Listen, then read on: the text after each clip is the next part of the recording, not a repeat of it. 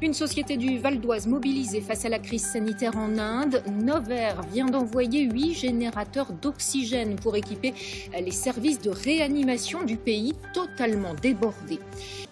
Cet élan de solidarité, alors que l'Inde vient de franchir la barre symbolique et dramatique des 20 millions de malades de la Covid, 8 générateurs d'oxygène sont arrivés ce week-end dans le pays.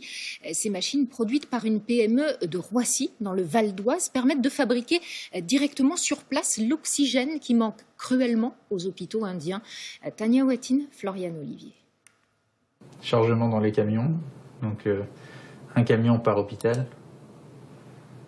Ce chef d'entreprise est heureux. Son matériel envoyé en Inde samedi fabriquait déjà de l'oxygène dimanche soir à New Delhi.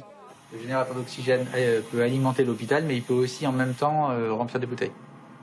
Les équipes locales n'ont pas perdu de temps, elles ont tout de suite mis un service générateur. Il est déjà en train d'alimenter l'établissement de santé en oxygène médical. Donc c'est vraiment ce sentiment d'avoir été utile. L'Inde manque de bouteilles d'oxygène pour sauver tous les malades de la Covid qui suffoquent dans les hôpitaux.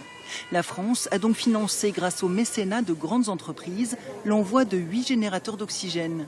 Ces machines, conçues dans le Val d'Oise, permettent de transformer l'air ambiant en oxygène médical. Pour répondre à cette commande urgente, la PME a embauché des intérimaires et multiplié les heures supplémentaires. La semaine dernière, nous avons produit donc 8 générateurs pour envoyer en Inde sur 4 jours, alors qu'en temps normal, on doit mettre 3 semaines pour les fabriquer. C'est tout un honneur pour nous de participer, de sauver des vies, tout en sachant qu'il y a des gens qui meurent tous les jours, ils ont besoin d'oxygène, et nous on fait le maximum pour leur fournir le besoin nécessaire.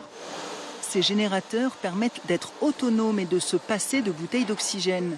Les commandes chez Novair explosent. Le chiffre d'affaires a déjà augmenté de 50% en un an et cela va continuer.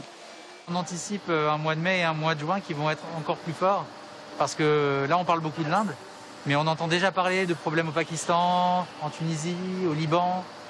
Donc on sait que ces problèmes-là, ils ne vont pas se produire qu'en Inde. La PME exporte dans 110 pays, mais peine à vendre en France, car nos hôpitaux préfèrent pour l'instant acheter des bouteilles d'oxygène plutôt que de le produire sur place.